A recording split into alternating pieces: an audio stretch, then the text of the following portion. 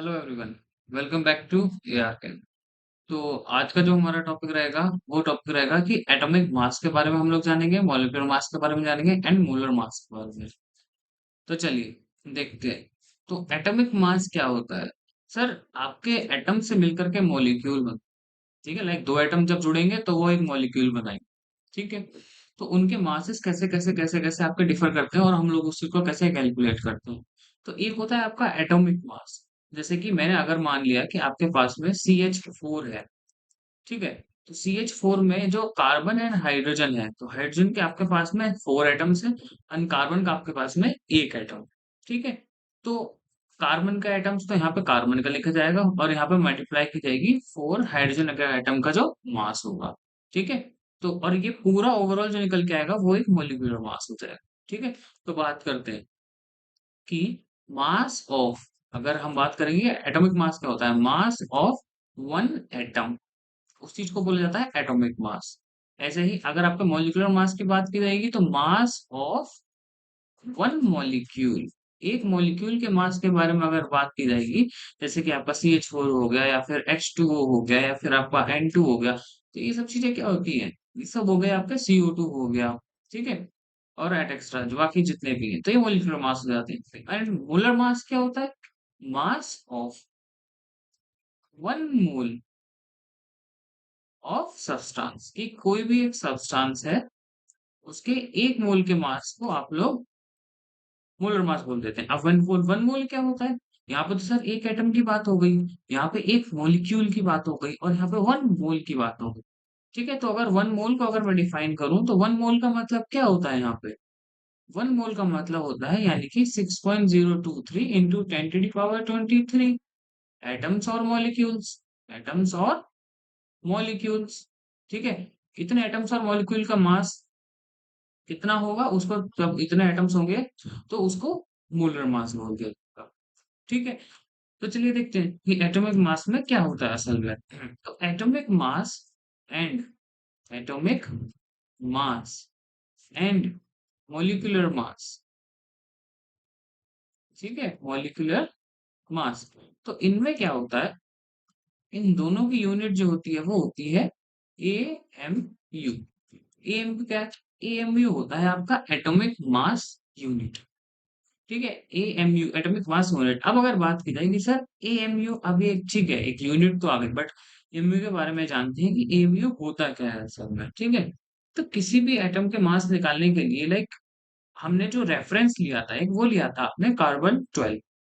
ठीक है। कार्बन 12, जैसे कि आप किसी भी चीज का अगर आपको मास निकालना है तो उसका एक आप हमेशा रेफरेंस लेते हो। लाइक आपको अगर कुछ भी तराजू पे तौलना है तो आप हमेशा एक एक किलो का पार्ट रखेंगे, देन उसके रेफरेंस में आप उसका मास मेजर करेंगे। ठीक है।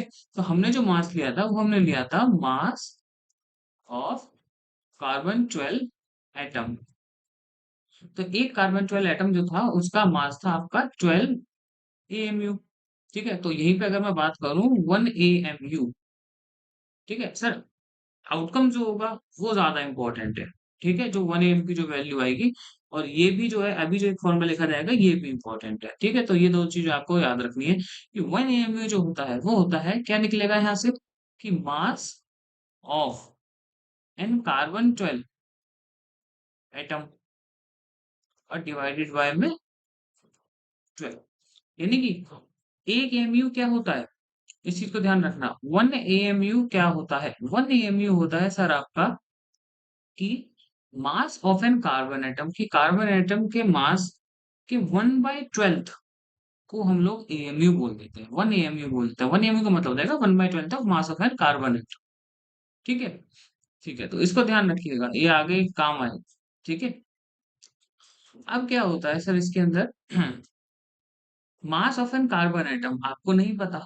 ठीक है। अब आपको कार्बन एटम का मास नहीं पता, जब कार्बन एटम का मास नहीं पता बट हमको इतना पता है कि 1 मोल, अगर हम थोड़ा सा दिमाग चलाएं तो 1 mole of carbon, 1 mole of carbon का मास कितना होगा? कितना होगा? वो होता है आपका सर 12 ग्राम पर मोल, है ना। तो यानी कि 1 मोल यानी कि इसके अंदर कितने एटम्स और मॉलिक्यूल्स होंगे? 16.023 इंटू 10⁻23। एटम्स और मोल्स मॉलिक्यूल जो भी होंगे, ठीक है, मान लीजिए इतने एटम्स हैं, तो वो कितने हो जाएंगे? 12। तो अगर मैं बात करूं तो एक एटम का मास कितना होगा? इसको हम लोग Na भी बोलते हैं, लास्ट क्लास में हम लोगों ने पढ़ा था एवोगैड्रो। तो वन एटम का मास कितना हो जाएगा? 12/Na, है ना? तो इसी चीज को अगर मैं अब एक एटम का मास जो है मेरा वो ये आ गया, ठीक है, तो अब अगर मैं करूं कि 1 AMU आपका क्या हो जाएगा? Mass of an carbon atom, जो भी आपका है, mass of an carbon 12 divided by में आपका क्या था? 12। तो mass of an carbon 12 atom आ गया आपका, वो कितना है सर? 12/Na, और मल्टीप्लाई में 12। तो जब इसको आप कैलकुलेट करेंगे तो ये आपकी एक वैल्यू आती है 1.66 इंटू 10⁻⁻24 इन ग्राम्स। ठीक है, तो आपको ये रिजल्ट ध्यान रखना है कि 1 AMU जो बराबर होता है, दो फॉर्मूले जो भी हमने बताए, कि वो होता है 1/12, 1/12 ऑफ मास ऑफ कार्बन 12। ठीक है, एक तो ये वाला, और एक 1 AMU की वैल्यू निकल गई क्या? 1.66 इंटू 10⁻⁻24 ग्राम। ठीक है, ये आपको दो चीजें जो थी वो आपकी इंपॉर्टेंट थी। ठीक है सर, ये दो चीजें आपकी इंपॉर्टेंट थी। अब अगर बात किया जाए कि सर एटॉमिक मास कैसे निकाला जाए, ठीक है, तो देखो एटॉमिक मास में क्या होगा? एटॉमिक मास, तो एटॉमिक मास क्या है? जैसे कि अगर मैं हाइड्रोजन की बात करूं, मैं कार्बन की बात करूं, मैं नाइट्रोजन की बात करूं, मैं ऑक्सीजन की बात करूं, तो हाइड्रोजन का मास कितना निकाला जाता है? तो वो था 1 AMU। कार्बन का मास जो निकाला गया वो निकाला गया 12 AMU, ये एटम्स के मास है। और नाइट्रोजन का निकाला गया वो निकाला गया 14 AMU। ऐसे ही ऑक्सीजन का हो गया 16 AMU। ठीक है, अब मुझे बताओ, अभी हमने रिलेशन पढ़ा कि 1 AMU में कितने ग्राम होते हैं। ठीक है, क्योंकि हम लोग आप इसको मान लीजिए मीजर कर रहे हैं, तो 1 AMU में सर कितने ग्राम्स होते हैं?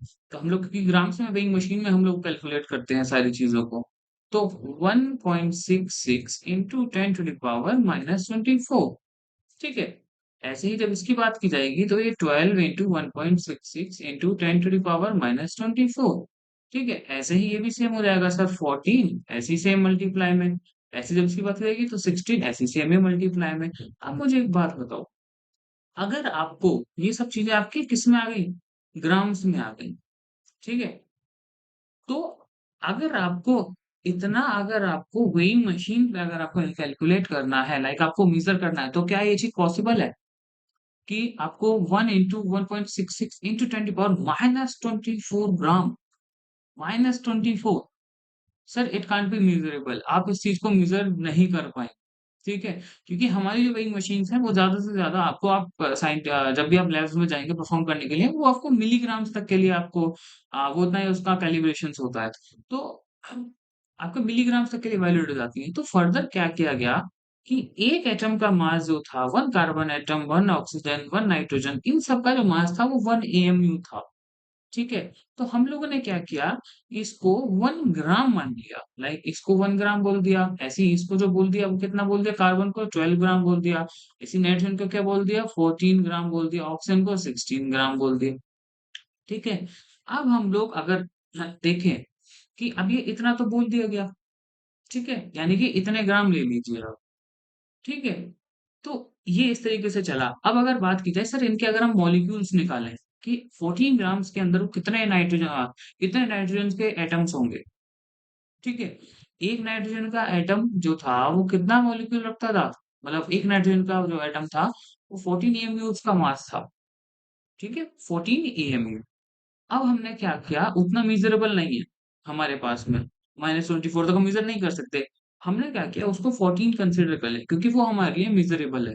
ठीक है, अब हम लोग क्या करेंगे कि 14 ग्राम के अंदर कितने नाइट्रोजन के एटम प्रेजेंट हैं, या फिर 12 ग्राम के अंदर कितने कार्बन के एटम्स हमारे अंदर उसके अंदर प्रेजेंट हैं।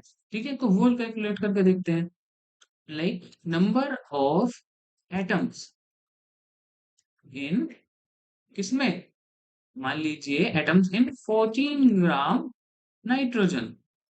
ठीक है, तो अगर बात की जाए तो 14 ग्राम नाइट्रोजन और मल्टीप्लाई डिवाइड कर दिया जाएगा किससे, इसके एक एटम के मास से, तो आपको नंबर ऑफ एटम मिल जाएगा। ठीक है, तो 14 into 1.66 into 10 to the power -24, तो ये यहाँ से ये कट गया। और जब हम वैल्यू निकालते हैं, वो हमारी वैल्यू आती है 6.023 इंटू 10 to the power 23। ठीक है, तो सर इसका मतलब क्या हुआ? इसी को हम लोग एवोगाद्रो नंबर बोलते हैं, या फिर क्या बोल देते हैं, 1 मोल।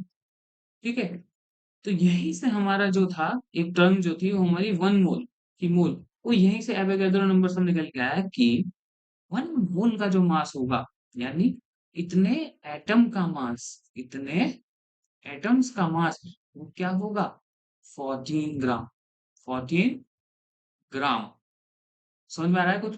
कि इतने एटम्स का मास वो कितना होगा? 14 ग्राम, या फिर 1 मोल का मास कितना होगा? 14 ग्राम। ठीक है, तो इसी चीज को घूम फिर के बोला गया क्या? इसी चीज को बोला गया आपका मोलर मास। ठीक है, इसी चीज को क्या बोला गया? Molar mass. तो मोलर मास की बात की जाए, तो मास ऑफ, ये क्या है? Mass of 1 mole of substance. Mass of 1 mole of substance जो होता है उसको क्या बोला जाता है? Molar mass. ठीक है, अब 1 मोल का मतलब क्या हो जाएगा? कि जिसके अंदर an a number of molecules प्राप्त हो, प्रेजेंट हो, यानी 6.023 into 10 to the power 23 atoms का जो मास होगा, वो आपका क्या कहलाया जाएगा? मोलर मास कहलाएगा। ठीक है, अब बात की जाए कि सर अगर मेरे को मॉलिक्यूलर मास के बारे में अगर जानना है कि मॉलिक्यूलर मास क्या हो, तो हमने पढ़ा था मॉलिक्यूलर मास क्या होगा? किसी एक मॉलिक्यूल का मास, किसी एक मॉलिक्यूल का मास। अब जैसे कि मैंने मान लिया CH4 है, ठीक है, या फिर मेरे पास में N2 है, या फिर मेरे पास में CO2 है। ठीक है, तो ये सब क्या है आपके? ये आपके एक एक मॉलिक्यूल्स। ठीक है, एक एक मॉलिक्यूल्स। ठीक है, तो अब मुझे एक बात बताओ, या फिर H2O है, तो अब अगर मैंने मान लीजिए मैंने N2 ले लिया, ठीक है, N2 का जो मेरा मास होता है वो होता है 28 AMU। ठीक है, सेम उसी तरीके से अगर मैं इसका परफॉर्म करूं, तो 28 AMU को मैं 28 मल्टीप्लाई बाय में 1.66 into 10 to the power -24 grams हो जाएगा सर ये। ठीक है, तो इतना तो सर मैं कैलकुलेट नहीं कर सकता, तो मैं इसको सिमिलरली उसी तरीके से क्या मान लूंगा? 28 ग्राम। ठीक है, और फिर इसको जब मैं इसके निकालूंगा नंबर ऑफ, क्या, नंबर ऑफ मॉलिक्यूल्स, कि 28 ग्राम के अंदर नंबर ऑफ मॉलिक्यूल्स कितने हैं? Number of molecules in 28 gram N2। तो जब मैं उसको निकालूंगा तो मैं कैसे निकालूंगा सर? 28 डिवाइड बाय में 28 मल्टीप्लाई में 1.66 इंटू 10 to the power -24। तो ये भी मेरा कितना निकल के आ जाएगा? Na के बराबर। तो एक मॉलिक्यूल का मास वो भी आपका कितने के बराबर आ गया? वही सेम, Na के बराबर। तो यहीं पे एक आपकी बात थी कि आप ये 1 मोल के मास निकल रहे थे, ये मोलर मास, इस चीज को क्या बोला जा रहा था? Molar mass. ठीक है, आई होप आप लोगों, सब लोगों को समझ में आया कि मॉलिक्यूलर मास क्या था? कि एक मॉलिक्यूल का मास। ठीक है, और एटॉमिक मास क्या था? एक किसी एटम का मास। ठीक है, चलिए देखते हैं। अब बात करते हैं, एक और जो टर्म है वो होती है आपकी रिलेटिव मास। रिलेटिव मास, और या फिर relative atomic mass. Relative atomic mass. ठीक है, तो देखो अभी हमने बात की थी कि जो हमने रेफरेंस लिया था किसी का भी, वो हमने क्या लिया गया था? वो हमने लिया था कार्बन 12। ठीक है, तो इसके अंदर क्या था कि आप कार्बन 12 के एटम को रिलेटिव में आप किसी भी एटम का किसी का मास निकाल सकते हैं। ठीक है, तो देखो रिलेटिव मास का जो एक वो बनता था फॉर्मूला, वो बनता था आपका रिलेटिव मास बराबर मास ऑफ एन एटम, जो भी एक एटम है, मास ऑफ एन एटम, और डिवाइडेड बाय में कर दो क्या, कि आप कार 1/12, यानी कि 1/12 ऑफ कार्बन एटम। वही बात अभी चल रही थी जो हम लोग बात कर रहे थे आपकी, कि 1/12 मास ऑफ एन कार्बन 12, यानी कि 1/12 कर दो, उसी के रेफरेंस में चल रहा था अभी हम लोग जो बात कर रहे थे। और वो आपका क्या हो जाएगा, रेफरेंस में निकालने वाले वो मास ऑफ एन एटम हो जाएगा। तो ये आपका था रिलेटिव मास। ये आपका क्या था, रिलेटिव मास। यानी कि अगर आपको इतना मास, और यही सेम, यही आपका अगर मास आपको अगर पता है तो आप किसी भी एटम का मास निकाल सकते हैं। लाइक जैसे सेम तराजू पे आपने एक तरफ 1/12 तक मास ऑफ कार्बन 12 एटम रख दिया, और आप क्या कर रहे हो, दूसरे वाले को मीजर करते जा रहे हैं। ठीक है, तो जहां पे वो बैलेंस हो जाएगा, तो वो उस एटम का उतना मास बन जाएगा। ठीक है, तो अब अगर मैं बात करूं तो इसी चीज को मैं कैसे लिख सकता हूँ, कि रिलेटिव मास जो भी है आपका, वो क्या हो जाएगा, mass of an atom, mass of an atom divided by mass of an carbon 12 atom, और मल्टीप्लाई में 12, मल्टीप्लाई में 12, मास ऑफ एन कार्बन 12 और मल्टीप्लाई में 12 हो जाएगा। ठीक है, और देखो इसी चीज को अगर आपको ध्यान हो, तो mass of an 1/12, mass of an atom carbon 12 और 1/12 जो ये लिखा हुआ है, इसी चीज को हम लोग क्या बोल रहे थे, इसी चीज को हम लोग 1 atm भी बोल रहे थे। सर अगर आपको ध्यान हो, इसी चीज को हम लोग बोल रहे थे। 1 atm क्या था, मास of an atom divided by में 12 कर देती। ठीक है, कोई फर्क नहीं पड़ता। तो अब ये आपका एक फॉर्मूला निकल के आ जाए। ठीक है, तो इसी क्वेश्चंस के ऊपर आपका जेई मेंस में, जेई मेंस में 2005 में आपका एक क्वेश्चन आया हुआ था। तो चलिए ये क्वेश्चन देखते हैं एक बार। तो आपका क्वेश्चन था कि sir if we consider 1/6 in place of 1/12, mass of carbon atom is taken to relative atomic mass unit. The mass of one mole of the substance, और ये कुछ ऑप्शन दे रखे हैं, be a function of molecular mass of the substance, remain unchanged, increase twofold और decrease twice। तो ये कह रहा है कि आपका रिलेटिव मास कैसा होगा 1 मोल ऑफ सब्सटेंस में, अगर हम लोग क्या कर दें, mass of a carbon atom जो 1/12 होता है उसकी जगह पे 1/6 अगर कर दें। तो देखो रिलेटिव मास, रिलेटिव मास, वो क्या था आपका फॉर्मूला, आपका था मास ऑफ एन एटम। ठीक है, डिवाइडेड बाय में क्या था, mass of carbon 12, mass of carbon 12 atom और मल्टीप्लाई में 12 था। ठीक है, या फिर इसको ऐसे करके भी लिख सकते हैं कि 1/12 था यहाँ पे। ठीक है, तो ये निकल के क्या बन जाएगा, मास ऑफ एन एटम, और नीचे क्या हो जाएगा, मास ऑफ कार्बन 12, और इधर 12 हो जाएगा। ठीक है, अब ये क्या कह रहा है, ये कह रहा है कि हमने 1/12 की जगह पे 1/6 रख दिया, तो जब अगर यहाँ पे 1/6 आ जाएगा, तो ये क्या बन जाएगा, तो mass of an atom divided by में मास ऑफ कार्बन 12 और मल्टीप्लाई में 6 हो जाएगा। तो ये हो गया और ये हो गया। अब मुझे बताओ, ये आपका पहले था, ये 12 से मल्टीप्लाई था, ये आपका 6 से मल्टीप्लाई, तो यानी कि ये आपका क्या हुआ, ये आपका आधा हो गया। ये आपका क्या हो गया, आधा हो गया रिलेटिव मास। ठीक है, तो यानी कि अगर ये भी आधा हो गया, तो यानी कि डिक्रीज बाय ट्वाइस। ठीक है, तो आई होप आज आपकी आज की क्लास को आपको सबको समझ में आया होगा, आपके कुछ डाउट्स वगैरह का क्लियर हुए होंगे। अगर फिर भी कोई डाउट्स हैं तो आप मेरे को कमेंट सेक्शन में पूछिए। ठीक है, तो आज के लिए इतना ही। सो हैप्पी लर्निंग, पढ़ते रहिए।